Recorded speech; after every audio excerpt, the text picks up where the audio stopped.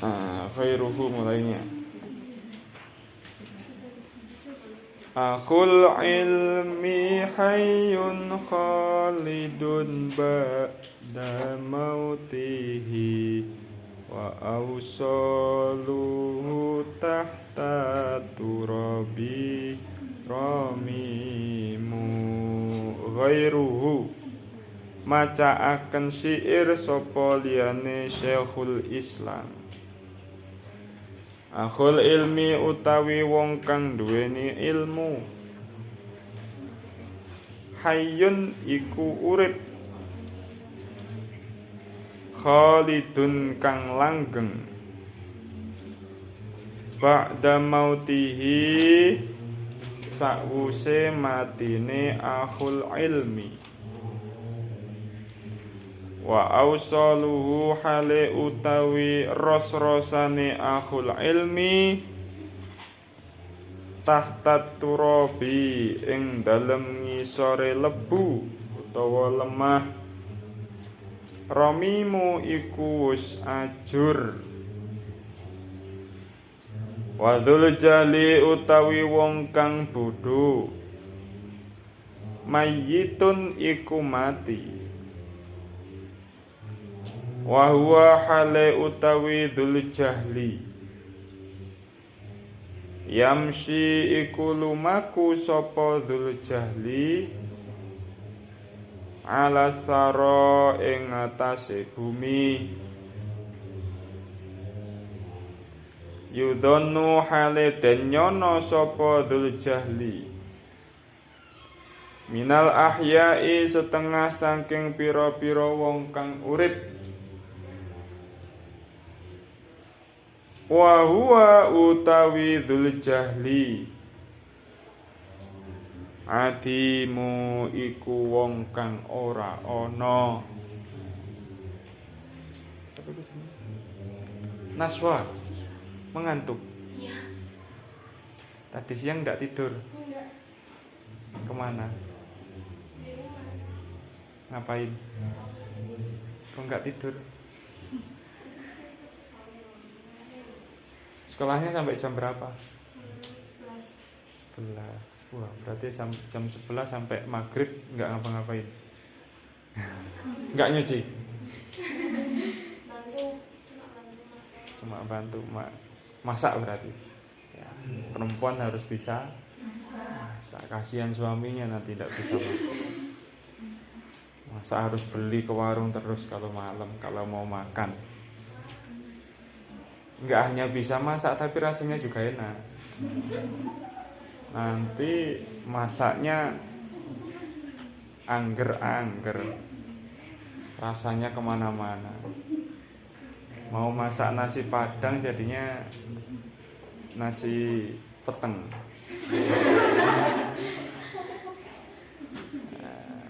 Mulai mumpung masih kecil itu, mumpung masih kanak-kanak, adik-adik itu harus orang tuanya didekati terus, ibunya harus didekati terus, biar diajari masak. Kalau sudah besar, kalau sudah umur-umur kuliah begitu, mau belajar masak, sudah repot banget, sulit sekali mau merasakan, mau membuat masakan yang enak itu sulit. Nah, akhul ilmi hayyun khalidun ba'da mautihi. Kata syair, orang yang berilmu itu akan hidup kekal meskipun dia sudah meninggal. Kok bisa begitu? Apa yang menyebabkan kekal itu? Kalau adik-adik itu tidak hanya berilmu, tapi juga senang menulis, senang membuat karya itu yang nantinya akan dikenang. Karya itu nantinya yang akan diwariskan ke anak cucunya, dan itu akan selalu dibaca dan dikenang. Tapi kalau hanya berilmu saja, tidak memiliki karya, nggak pernah menulis, nggak pernah buat apa-apa, nanti ya ilmunya ikut hilang. Makanya kalau tradisi ulama-ulama terdahulu, orang-orang pintar itu pasti memiliki karya. Imam Bukhari karyanya apa? Sahih Bukhari. Imam Syafi'i yang madhabnya dianut mayoritas ulama, mayoritas penduduk Indonesia, Imam Syafi'i karyanya apa? Banyak. Ada Ar-Risalah, ada itu dalam bidang fikih. Imam Ghazali yang pemikirannya dikaji di barat, di Eropa sana, padahal orang Islam, pinter, alim, tidak hanya pinter saja tapi memiliki karya. Ada Ihya, ada Al-Wajiz, ada Ayyuhal Walad. Sudah pernah belajar kan? Ayyuhal Walad, Al-Mustasfa, Al-Wasid, Al-Basid. Banyak sekali Imam Ghazali.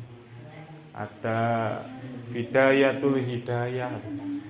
Itu sampai sekarang masih dibaca. Ustadz punya sebagian besar karyanya Imam Ghazali di kamar itu, banyak sekali. Itu menjadikan mereka, beliau-beliau ini yang sudah meninggal, yang sudah wafat, masih hidup karena selalu dibaca. Pemikirannya selalu dibaca, selalu dikaji. Gus Dur, tahu enggak Gus Dur? Sudah meninggal? Tulisannya, pemikirannya itu masih hidup sampai sekarang. Yang terkenal itu apa kalau di Indonesia itu kok lupa.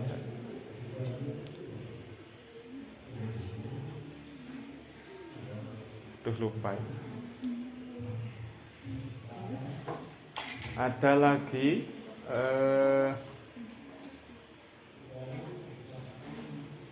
Imam Asy'ari, Syekh Hasyim Asy'ari, tahu enggak, pendiri NU, punya karya namanya Ar-Risalah, Risalah Ahlussunnah wal Jamaah.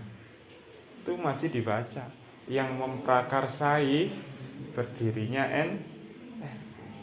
Jadi orang-orang pintar tuh melahirkan sebuah karya. Nah ini kalau adik-adik mau jadi orang pintar harus punya karya. Apalagi kalau sudah jadi orang hebat harus punya karya. Sehingga nanti kalau sudah meninggal punya warisan. Lah yang warisan itu yang dibaca, diajarkan, itu yang nanti membawa amal, membawa kebaikan itu kepada kita. Kalau kita sudah meninggal tapi mewariskan kebaikan, itu amalnya akan terus mengalir. Sudah punya karya belum? Diterbitkan. Kalau adik-adik search nama Ustadz, cari di Google nama lengkapnya, nanti ada lumayan beberapa tulisannya. Coba dibaca. Tapi kebanyakan bahasa Arab. Kalau buku itu segini, ada di pondok sini. Lumayan tentang nahwu, untuk pembelajaran nahwu. Itu kalau ciri khas orang alim, orang pintar itu harus memiliki karya. Ustaz, saya ndak orang pintar, terus gimana nanti kalau saya meninggal? Terus nggak hidup dong saya.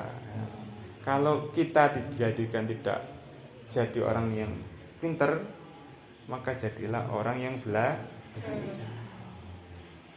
Katanya Nabi itu kun aliman wala takun jahilan. Jadilah kamu orang yang pinter, tapi jangan jadi orang yang bodoh. Kalau mau belajar itu namanya tidak bodoh. Yang bodoh itu tidak mau belajar, meskipun dia IQ-nya tinggi kalau memahami sesuatu, tapi dia sombong tidak mau belajar, itu bodoh namanya. Kalau kita dijadikan belum jadi orang yang pinter, ya belajar biar kita ini kalau masuk surga lewat jalur orang pinter. Karena kalau lewat jalur orang pinter itu derajatnya lebih tinggi daripada yang lewat jalur berkah. Ngeri. Kalau ada adik masuk surga itu lewat jalur alim pinter, itu derajatnya lebih tinggi daripada orang yang melalui berkah. Derajatnya saja itu seperti perjalanan di dunia 500 tahun, bahkan sampai 700 tahun. Jadi satu derajat ke derajat di atasnya itu perjalanan 700 tahun. Itu perbedaannya. Jadi semuanya satu pinter mlebu surga. Iki koncone ora rada pinter ya mlebu surga. Tapi tingkatannya berbeda. Nah, jadilah orang yang pinter. Hanya lewat kata-kata Nabi itu kun aliman au muta'alliman au mustami'an au da'in fi walatakun khomisan. Kamu kalau mau masuk surga ada jalur-jalurnya. Kun aliman lewat jalur orang pintar, au muta'alliman yang belajar, atau yang mustami'an yang cuma mendengerin tapi gak pernah TPQ, gak pernah mondok, gak pernah ngaji, tapi teko omah ngrungokno speaker di masjid. Nah, pengajian di masjid. Itu kalau mati itu masuk surga, tapi lewat jalur mustami', orang yang senang mendengarkan ilmu aja. Nah, ini tergantung ada adik mau pingin pilih mana. Nah, kan begitu. Tapi kalau sudah dijadikan pelajar, ya sebaiknya jadi orang pintar. Terus belajar kok ijek tetep podo wae. Apa bedanya terusan? Nah, itu. Maka akhul ilmi hayyun khalidun ba'da mautihi itu seperti itu. Yang punya ilmu pasti dia akan hidup selamanya. Nabi Muhammad sudah mati, sudah wafat, meninggal dulu. Tapi sampai sekarang masih terasa kalau adik-adik itu membaca sholawat kok tidak merasakan Nabi Muhammad datang di hati adik-adik, itu ada yang salah berarti ketika membaca sholawat. Atau ketika adik-adik ini membaca berjanji atau burdah. Setiap burdah, setiap berjanji, setiap maulid tiba itu dibaca, Nabi Muhammad datang. Dengerin. Ketika maulid tiba, mahalul qiyam, berjanji dan sebagainya itu dibaca, itu Nabi Muhammad datang. Entah di akhir, entah di awal, entah di tengah-tengah itu, tapi Nabi Muhammad pasti datang. Kok nggak bisa merasakan? Itu berarti hati kita masih keras, belum Coba aja. Sering kan mau besok kan sholawatan di sini ya enggak? Nah, coba besok rasakan. Besok sholawatan rasakan ketika mahalul qiyam, ketika muludanya dibaca itu. Itu bisa dirasakan ketika ini adik-adik bisa memahami maknanya. Ya, ketika dibaca itu. Anta samsun anta badrun, anta nurun fauqa, anta samsun, kamu bagaikan mata, anta badrun, kamu bagaikan. Kok bisa Nabi Muhammad disamakan dengan mata? Kok bisa Nabi Muhammad disamakan dengan rembulan? Apanya? Nah, apanya itu harus melalui belajar. Kalau hanya artinya ya itu dok. Oh, kamu bagai matahari. Pak, Kalau teman-teman ini punya cowok enggak? Pernah diungkapkan anti badrun gitu. Tahu. Kamu itu rembulan. Terus adik-adik ini mikir kalau rembulan itu banyak item-itemnya, banyak jerawatnya. Terus ngata, "Oh, kamu kok menyamakan saya dengan rembulan? Kamu kira saya banyak jerawatnya, banyak nodanya begitu?" Enggak begitu maknanya. Bahwa anta badrun, kamu itu bagai rembulan, bahwa rembulan itu indah, bisa menyinari ketika malam. Itu Nabi Muhammad itu datang ke dunia dalam keadaan gelap gulita, yang penuh jahiliyah, penuh kebodohan, penuh kesesatan, penuh kemusyrikan. Nabi Muhammad datang membawa cahaya, sehingga sekitarnya itu ikut terang benderang. Lah itu kalau kita baca sholawatnya bisa memahami kayak gitu, hati kita ini menjadi lembut. Makanya kalau orang-orang yang hatinya kasar, itu gara-gara tidak bisa memahami seperti ini. Coba kalau teman-teman melihat orang-orang Wahabi itu ngomongnya keras-keras, kasar-kasar. Itu gara-gara tidak pernah baca maulid. Isinya halal haram terus. Ini tidak boleh, ini boleh, ini tidak boleh, ini boleh. Coba sekali-kali diajak gitu kalau punya teman kayak gitu, diajak sholawatan gitu, biar tambah lembut hati, biar tambah lunak.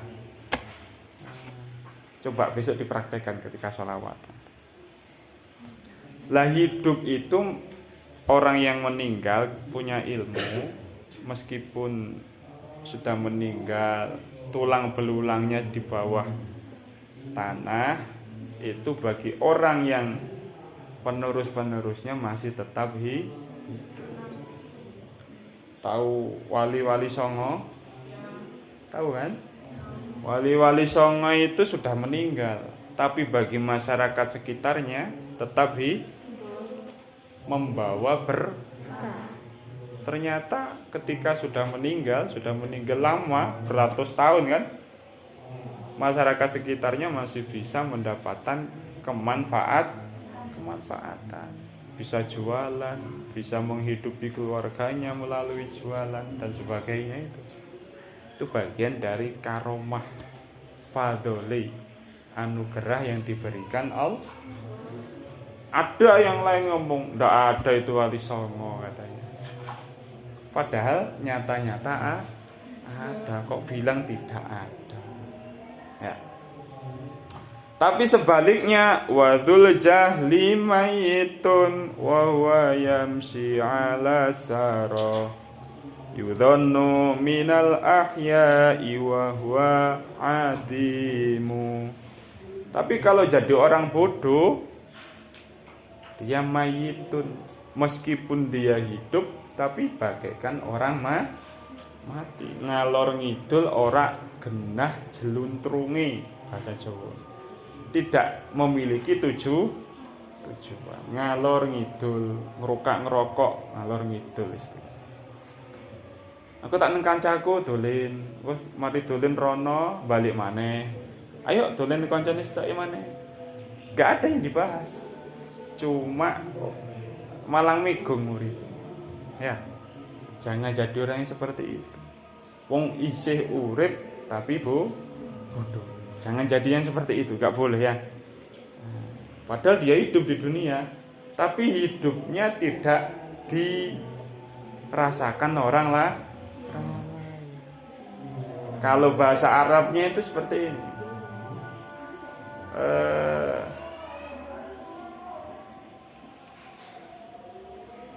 Adanya dia, apa namanya?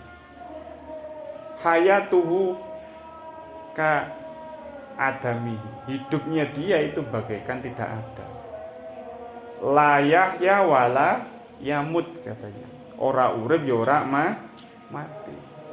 Iku senggai rusak, yang membuat rusak keadaan. Gaya rusak yang seperti itu. gak kerja, ya ndak kerja, wis gede tapi sudah besar tapi nggak kerja. Kalau masih kecil ya kok nggak gelem belajar. Itu gara-gara ndak punya ilmu. Kalau punya ilmu pasti sama Allah itu tidak akan dibuat lalai. Pasti tidak akan dibuat berleha-leha. Orang yang punya ilmu itu pasti tidak bahasa Jawa niku. Tidak terlantar. Orang yang punya ilmu itu pasti tidak akan terlantar. Coba lihat itu kiai-kiai itu. Ustadz-ustadz itu yang mengajar. Punya TPG Ustadz Samsul itu. Enggak mungkin terlantar. Karena yang dikhidmai, yang dibantu adalah ilmu. Hidupnya pasti enak yang punya ilmu itu. Ada yang punya ilmu tidak enak hidupnya? Ada? Tidak ada. Hidupnya pasti enak yang punya ilmu. Tapi kalau tidak punya ilmu, cari kerja sulit, cari makan sulit. Untuk setiap hari cari makan aja sulit. Tapi kita nggak boleh rasan-rasan. Gak oleh loh ya. Oh, rekmu kok gak enak ngono sih dibandingno karo awake dhewe. Tidak boleh kalau seperti itu. Ya. Makanya mumpung masih punya waktu longgar, gunakan itu untuk belajar. Ge sangu awak dhewe pas tuwa. Kalau kita nanti sudah tua, yang mau dijagakan untuk anak-anak kita, untuk cucu-cucu kita itu apa coba? Kalau tidak ilmu. Harta iya, tapi cepet habis. Harta cepet habis. Jadi kalau ilmu semakin banyak, semakin diamalkan, semakin berkembang kalau ilmu. Makanya ada beberapa yang membawa kerusakan di dunia ini. Yang pertama itu pemuda. Pemuda itu membawa kerusakan. Kata orang Arab, an-nasyababa wal faragha wal jadata mafsadatun ayya mafsadatin. Pemuda yang nganggur, pemuda, pemudi, kalau teman-teman ini adik-adik sudah dewasa nanti kok nganggur, tidak memiliki kegiatan apa-apa, itu membawa kerusakan. Mesti wong tuane muring-muring dong. Mak kowe lapoke dong, mak gak gelem sak lapo-lapo. Tanggane melok ngrasani pisan, gede kok gak gelem kerja. Kan nganggur gara-gara. Dan pemuda yang sering mengikuti keinginannya, mengikuti hawa nafsu, itu yang membawa kerusakan. Aku arep tuku nganu kae. Tuku apa? Tuku kelambi yang harganya 1 juta. Mari digawe sedina. Delok kancane nggawa sing luwih apik maneh. Waduh, kancaku luwih apik maneh rek. Aku tak tuku maneh wis. Diikuti terus keinginannya. Enggak ada habis. Makanya kalau nafsu itu diberi, dikasih makan terus, itu akan semakin besar. Semakin tambah besar. Makanya ketika awal mula nafsu itu diciptakan, ditanya sama Allah, nafsu, saya siapa? Kamu siapa? Ya Allah, ya Rabb, anta, ana. Tuhan, kamu ya kamu, saya. Dihukum sama Allah, dimasukkan ke neraka selama 1000 tahun. 1000 tahun dihadapkan lagi kepada Allah. Ya nafsu, kamu siapa? Saya siapa? Ya Rob, anta. Ana. Jawab aja sama kayak tadi. Kamu ya kamu, Tuhan, saya. Sama Allah marah lagi. ini nafsu dihukum lagi, dimasukkan ke ruangan, dimasukkan ke alam. Di sana isinya dingin, bagaikan di kutub utara dan di kutub selatan. Dingin pokoknya, sampai tulang belulangnya, sampai pokok ros-rosannya, tubuh itu hilang proto semua. Habis itu datangkan lagi di depan Allah. Ya nafsu, kamu siapa, saya siapa? Ya Tuhan, anta, anak. Masih aja tuh jawaban gitu. Allah marah lagi, nyuruh malaikat. Ya malaikat, dia masukkan ke ruangan. Jangan kamu beri makan, jangan kamu beri minum. Coba 1 hari, 2 hari, sampai 3 hari, berhari-hari dia bengok-bengok, jerit-jerit, makan, minum, terus begitu. Setelah selesai beberapa hari, panggil sama Allah. Nafsu, coba sekarang, siapa saya, siapa kamu? Ya Rob, anta ilahi wa ana abduka. Tuhan, kamu itu Tuhan saya. Saya itu hamba. Berarti bagaimana untuk menundukkan nafsu itu? Jangan dikasih jangan dituruti terus. Kalau dituruti semakin besar. Itu yang membawa kerusakan pemuda.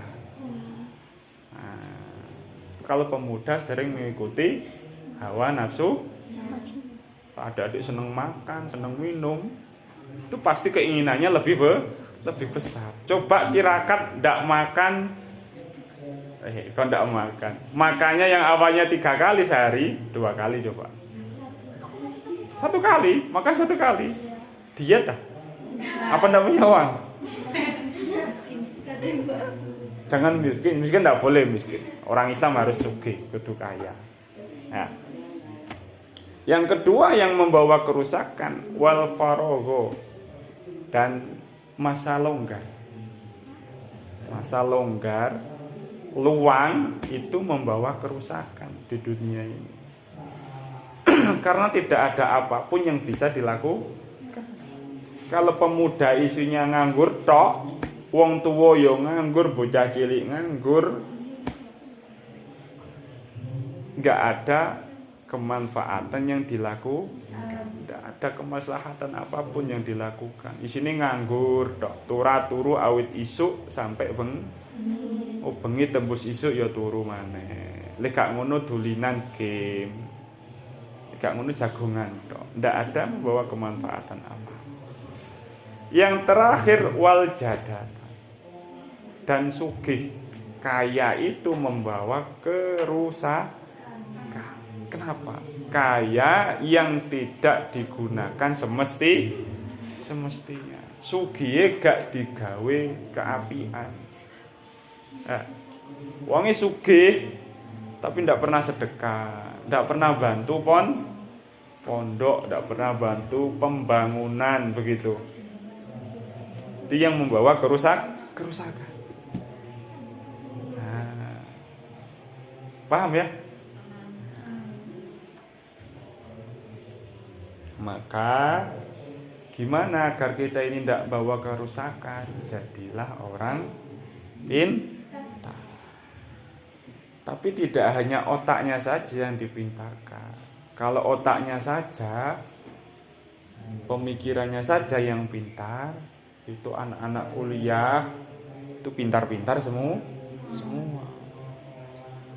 Tapi kepintaran akal itu harus dibarengi dengan keindahan akhlak. Makanya Prof. Quraisy Shihab, kenal enggak?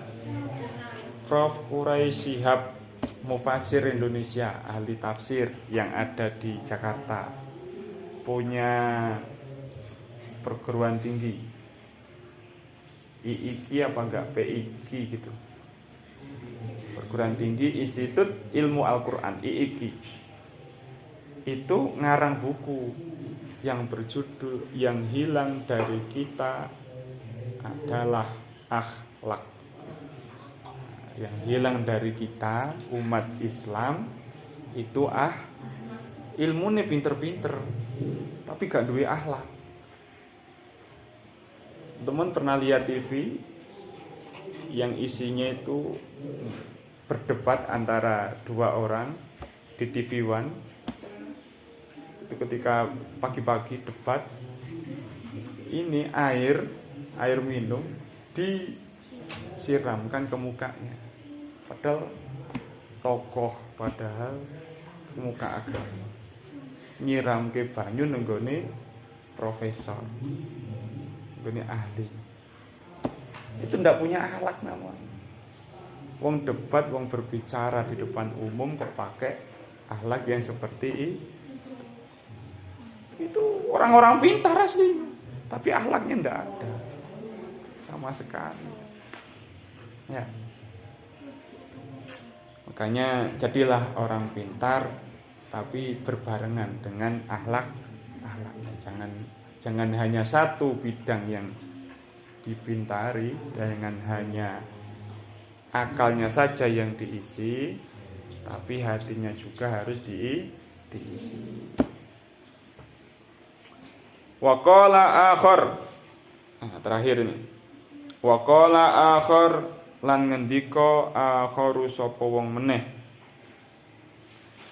Hayatul qalbi ilmun faghtanimhu wa mautul qalbi jahlun fajtanibhu. Hayatul qalbi utawi uripe ati ilmun iku ilmu faghtanimhu mongko njaro sira ing ilmu. Wa mautul qalbi utawi matine ati jahlun iku bodho. Fajtanibu mongko ngedohono sira ing hati ini bisa hidup kalau selalu diberi ilmu. Hati akan selalu hidup jika diberi ilmu. Itu bisa adik-adik rasakan ketika beberapa hari tidak pernah membaca, tidak pernah mendengarkan nasihat atau apapun yang terkait ilmu. Pasti merasakan kayak begitu. Kok enggak merasakan kalau hatinya mati, enggak ada perkembangan? Itu namanya ada yang salah di hati kita. Tapi kalau sudah merasakan, oh iya, aku gak lapor-lapor dino iki, beberapa hari ini tidak merasakan apa-apa. Saya merasa malas, tidak ada kegiatan positif apapun. Itu tandanya hatinya perlu diisi. Isilah dengan wa mautul qalbi jahlun. Hati itu mati sebabnya bodoh bisa menyebabkan hati kita mati. Istilahnya ora peka. Ora peka.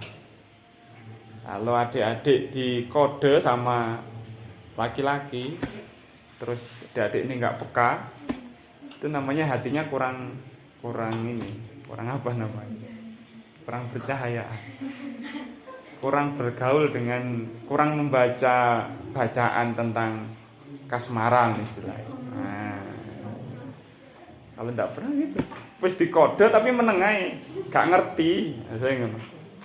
Ku jenenge atine mati jenenge. Ya. Wa ansada Syekhul Islam wallahu a'lam. Al-Fatihah. Bismillahirrahmanirrahim. Alhamdulillahi rabbil alamin arrahmanir rahim maliki yaumiddin iyyaka na'budu wa iyyaka nasta'in ihdinas siratal mustaqim siratal ladzina an'amta 'alaihim ghairil maghdubi 'alaihim waladdallin. Allahul kafi rabbunal kafi qasadnal kafi wajadnal kafi likulli kafanal kafi wa ni'mal kafi alhamdulillah. Allahul kafi rabbunal kafi qasadnal kafi wajadnal likulli kafi kafanal kafi wa ni'mal kafi alhamdulillah. Allahul kafi rabbunal kafi qasadnal kafi wajadnal kafi likulli kafi kafanal kafi wa ni'mal kafi alhamdulillah.